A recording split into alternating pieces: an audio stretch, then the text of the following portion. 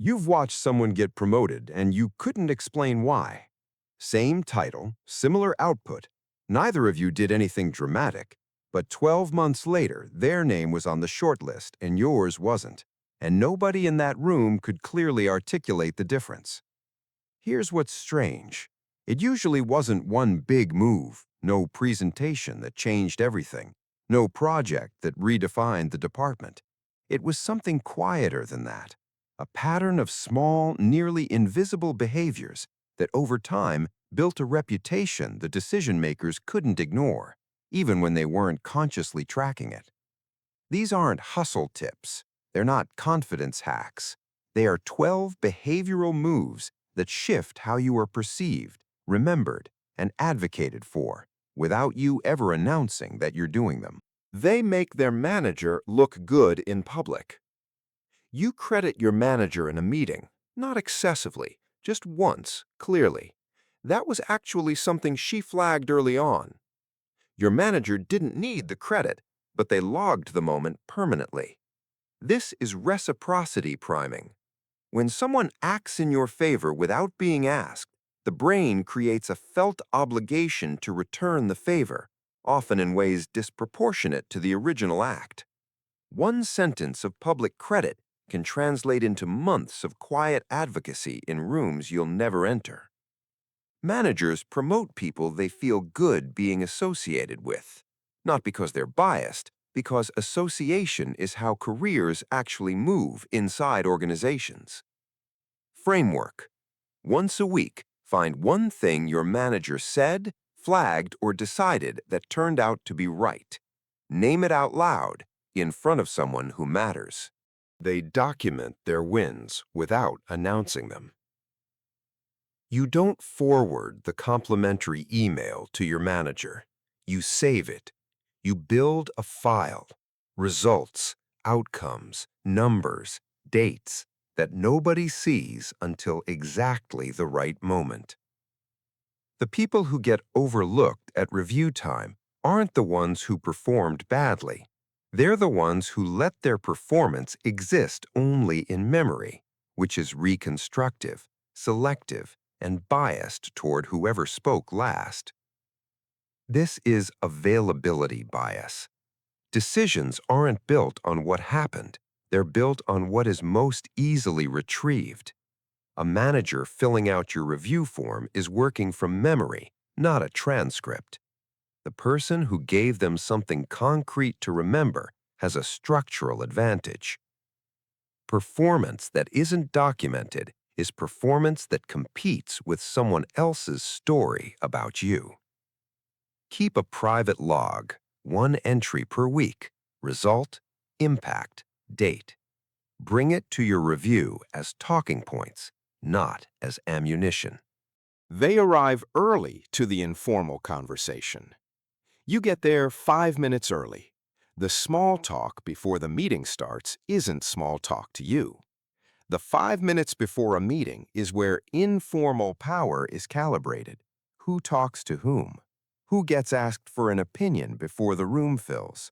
That positioning follows you into the meeting itself. This is social anchoring.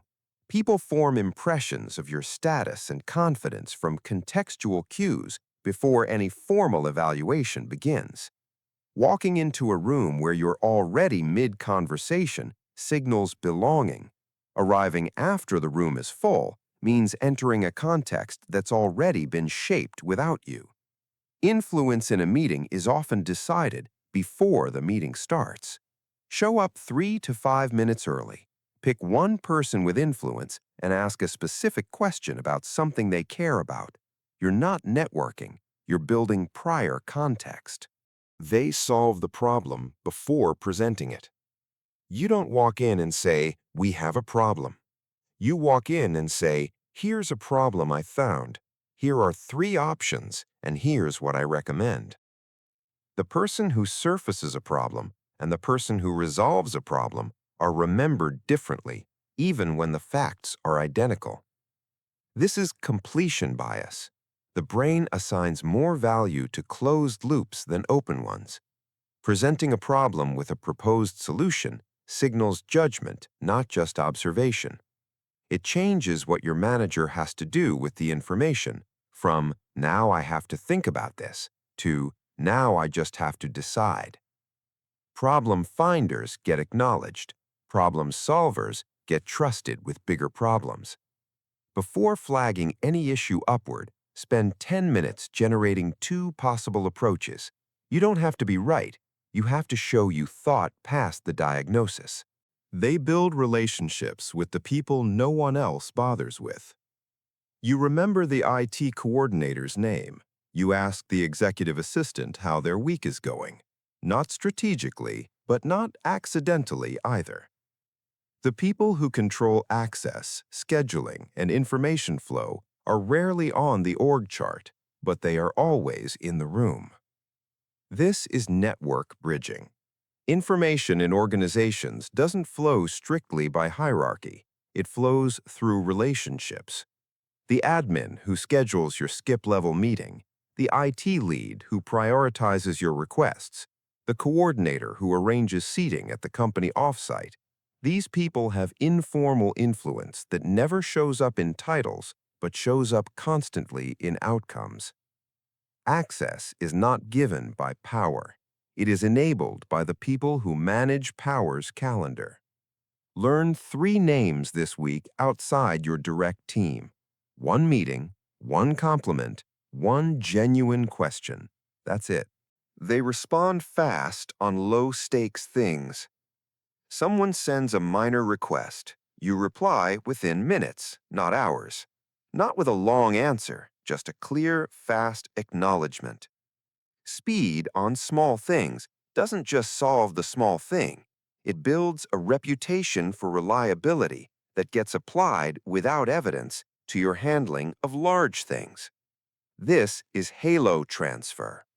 When you establish a consistent pattern of responsiveness, the brain generalizes it into a broader trait. This person is on top of things. That inference gets carried into evaluations where speed is irrelevant. The reliability impression doesn't stay in your inbox. It migrates to your performance profile. You are not evaluated only when it matters. You are evaluated continuously on whatever data is available. Small signals compound. Set one rule. Every internal message gets acknowledged within 2 hours, even if the full answer comes later.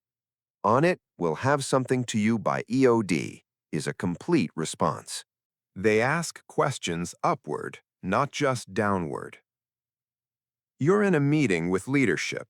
Instead of waiting to be asked, you ask a question about direction, about trade-offs, about what success looks like at the level above yours. Most employees stay in question-receiving mode with senior leaders. The ones who get noticed shift into question-asking mode, and leaders remember them for it. This is engagement signaling. Questions communicate more than interest. They communicate the cognitive level you're operating at. A well-framed question about strategic trade-offs signals that you're already thinking like someone one level higher. Visibility as a leader begins with being seen thinking like one. Principle. Answers show what you know. Questions reveal how you think. Leadership evaluates both, but promotes on the second. Before any meeting with senior leadership, prepare one question about a decision they're facing, not a task you're doing. Make it specific, not flattering. They learn how the company actually makes money. You spend 30 minutes reading the earnings summary, not because it was assigned, because you want to understand what pressure lives above your manager's pay grade. Employees who understand business model dynamics speak a different language in meetings, and it shows, even when they don't intend it to. This is contextual framing.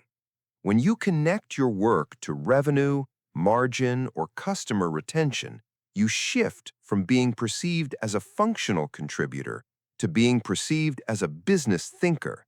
That's a different category, and it's evaluated differently at promotion time. Everyone knows their job. Fewer people understand the business their job serves.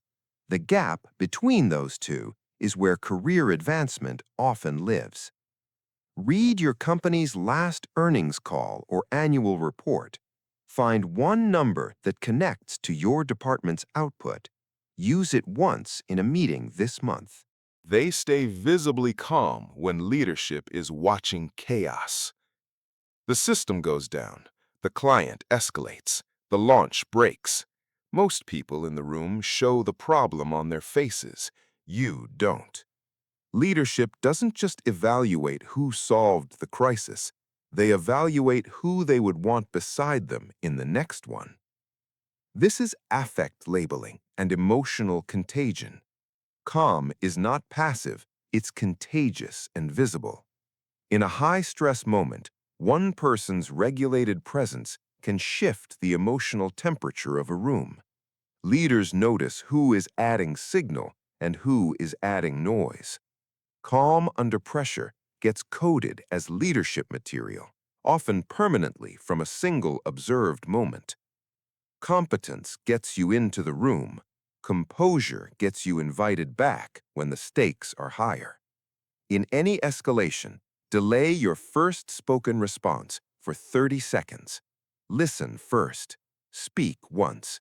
Offer one clear, actionable next step. They say, "I don't know, but I'll find out." Someone asks you something you don't know. Instead of guessing or pivoting or hedging, you say, "I don't have that in front of me. Let me confirm and get back to you by end of day." In rooms full of people performing confidence, intellectual honesty reads as authority. This is credibility calibration. Trust is not built through the breadth of what you claim to know.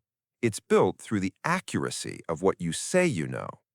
When you guess and you're wrong, your reliability score drops across every topic. When you acknowledge limits clearly and then follow through, you build a reputation for precision that outlasts any single answer. The person who knows everything impresses in one meeting. The person who is always accurate gets asked back to every meeting. The next time you're asked something uncertain, use this exact sentence. "I want to make sure you have the right number on this. Let me confirm and follow up by specific time." Then follow up exactly when you said you would. They make themselves easy to endorse. You've never asked your manager to advocate for you, but you've made it effortless for them to do it because you've handed them the language. Most people assume advocates know what to say on their behalf. They don't. They remember impressions, not specifics. The employee who gives their advocates something concrete to say gets advocated for more specifically and more convincingly. This is retrieval fluency. In a talent review, the promotable candidate is described with specific examples, not general praise. "She has strong communication skills" loses to "she restructured the client onboarding deck that cut time to activation by 3 weeks." The person who made that outcome easy to remember and easy to repeat wins the room. The quality of your advocate's argument depends on the quality of information you've given them. After every significant project, send your manager a one-line summary: what you did, what it changed, what it measured. Don't call it self-promotion, call it keeping them informed. They leave every meeting with a clear next step. As the meeting ends, before anyone closes their laptop, you say, "So, I'll have the revised version to you by Thursday. Does that work?" The person who closes the loop on a meeting's ambiguity doesn't just create clarity, they claim ownership of forward motion, which is one of the most visible signals of leadership competence. This is closure attribution. When outcomes are ambiguous after a meeting, people remember whoever created the most recent clear signal. Stating the next step, even when it's not your formal role to do so, plants you in the decision chain. You become the reference point for what happens next, which is the same structural position a leader occupies. Meetings end, Momentum doesn't, and whoever controls the next step controls where the project goes. Close every meeting with one sentence. Just to confirm, your name will action by date. It takes 7 seconds. It earns you a reputation that builds over years. None of these 12 moves are loud. You won't announce them. Nobody will hand you credit for doing them. That is exactly how they work. Careers rarely move because of one moment everyone remembers. They move because of 100 small moments that no one can quite name, but everyone has felt.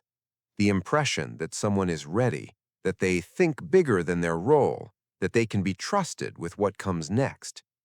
The employees who advance quietly are not lucky. They are not exceptional in ways that are easy to measure.